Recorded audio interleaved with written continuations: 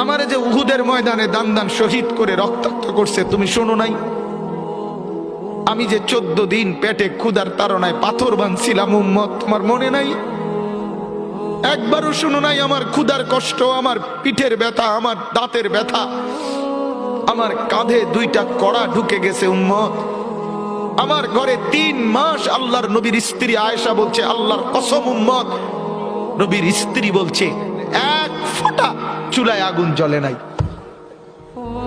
নওজোয়ান আপনারা বলেন বাপ, আজকে যাদের 1 বছর 6 মাস 2 বছর কোনদিন ফজরের নামাজ পড়েন না, দিনের পর দিন রাতের পর রাত যায়, এভাবেই 6 মাস, এভাবেই 1 বছর, এভাবেই 2 বছর, আপনি জানেনও না ফজরের ওয়াক্ত হয় কখন, ফজরের জামাত হয় কখন।